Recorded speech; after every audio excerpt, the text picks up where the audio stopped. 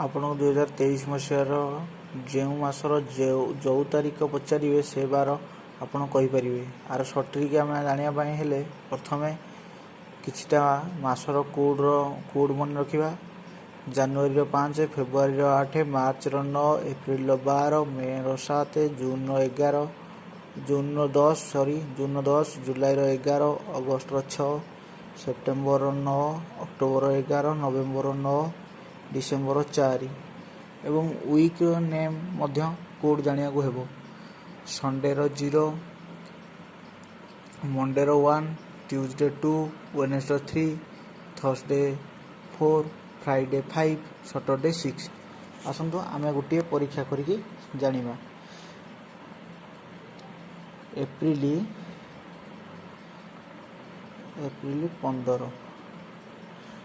15 ତାରିଖ ଆମର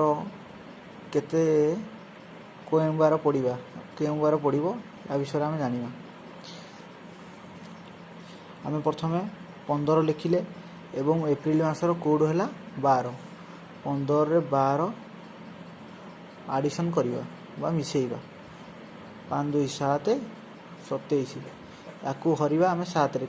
କ'ଣ ପାଇଁ 7ରେ ହରିବା ନା ସପ୍ତାହକୁ 12 7 ଦିନ, ସେଥିପାଇଁ 7ରେ ହରିବା। 7 3 21, 6। ତାହେଲେ ଆମର ଏହା ହେବ ସଟରଡେ 6। ଏହା କୋଡ଼୍ ବା ସଟରଡେର କୋଡ଼୍ ହେଲା 6, ସେଥିପାଇଁ ଏପ୍ରିଲ 15 ତାରିଖ ସଟରଡେରେ ହିଁ ପଡ଼ିବ। ସେମିତି ଆଉ ଗୋଟିଏ ଦେଖିବା ଆସ। ନଭେମ୍ବରର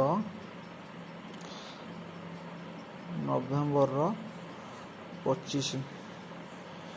ନଭେମ୍ବର 25। ଆକୁ ଆମେ କ'ଣ କରିବା, ପ୍ରଥମେ 25ରେ 9 ଆଡ଼ିସନ୍ କରିବା। 9 5 14, 34। ଆକୁ ଆମେ କେତେରେ ହରିବା, 7 ଦ୍ୱାରା ହରଣ କରିବା, କାରଣ ଆମର ସପ୍ତାହକ 7 ବାର।